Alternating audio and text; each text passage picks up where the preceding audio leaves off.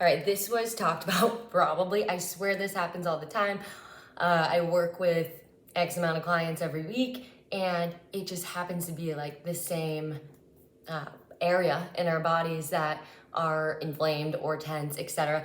And I'm not saying everyone, but it's always like this week is shoulders, this week is hip flexors. It's just wild how it's kind of all universal energy, and this week seems to be shoulder related, and also therefore discovering that a lot of us, more than just me, it's crazy. I used to always get called out for this in dance.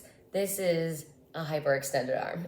So if you don't have any hyperextension going on in the arms here, you might not need to worry about doing these exercises, but it can still be beneficial. So I encourage you to just watch and listen so you know even how to do proper alignment with planks and any scapula work, any back muscle work that needs to happen in order to keep all of this engaged. Shoulder blades are down and back, right? But not poking our chest out. We just want to open up and then squeeze down right where your lats are. And an easy way to kind of think of it is if you had an orange under your armpit, you want to squeeze enough so you can get some orange juice. That's the cute little cue for how to engage your lats, right? So you've got this engaging, but you also, this muscle right here.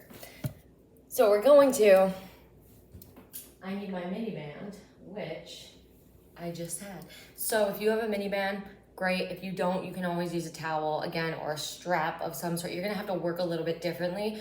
I always recommend just going with using your own resistance of your body weight. So creating resistance, imagining like you're moving through something, like as if you had a mini band. So give me 2 seconds, I'm gonna grab mine.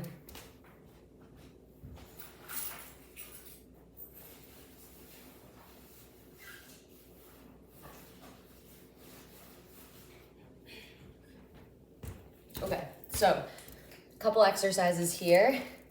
You're going to, if you have those hyperextended arms, so you're gonna press all the way out on the band and straighten your arms all the way to find where you naturally go to when you want to engage. Now, right away, so I've been working on this as well recently, and now I can feel all of those muscles that are like rotating and moving and contracting in a really weird way that eventually is going to add up and start to create some compression in the shoulder joint. And then this is going to come up and forward. This is all going to get tight. And then wrists, hands, elbows, it all connects, right? So pulling this band apart here, find that full extension. Don't pull too hard.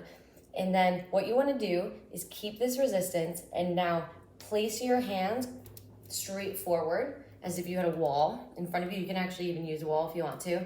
And now keeping this resistance, you're going to squeeze. I'm going to come down a little bit. Squeeze and rotate your biceps in, triceps out, squeeze the lats, squeeze the scapula, press the shoulders down, and you should feel this is like really hard for me. So again, if you don't have that issue, this might just feel natural for you and you're like, okay, nothing new, moving on. But if you're so used to putting pressure on your joints in this way, it's just gonna keep forcing that elbow to bend a little bit here. And we all have different intensities of like how hyperextended we are, but it's also gonna affect the wrist because now it's putting pressure on one side of your wrist as opposed to having that full entire joint area engaged so that it's supporting all of this.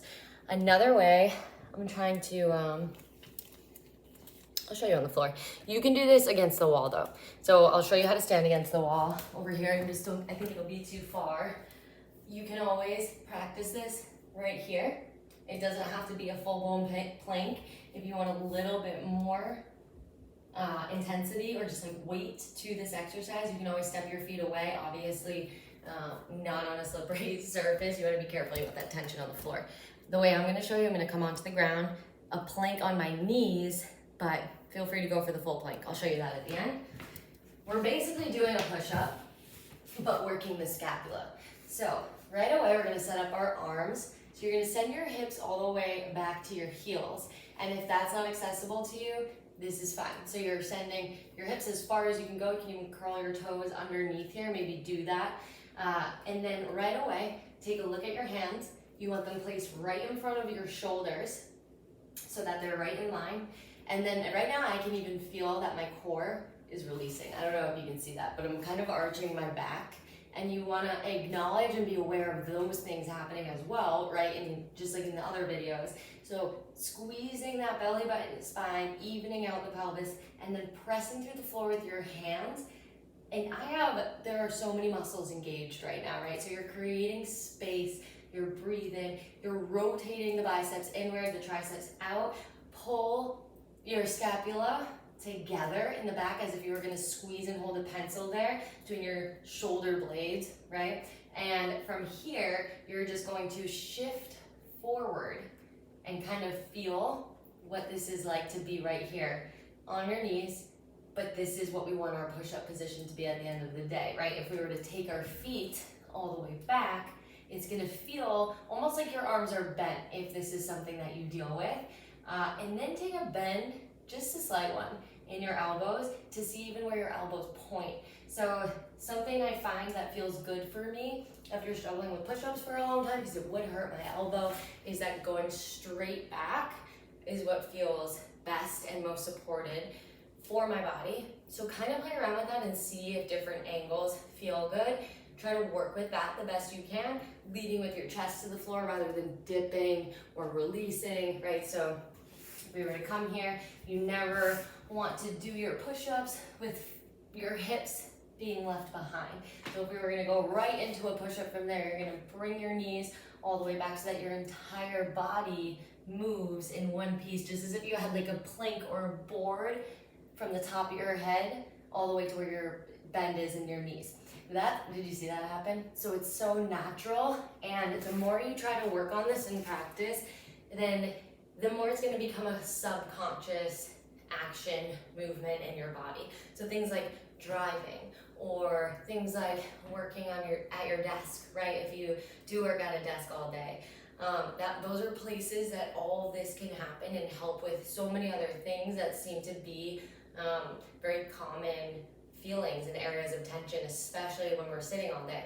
So I know this is a long explanation, but it is all such useful information if this is something that your body kind of grew into with hyperextension.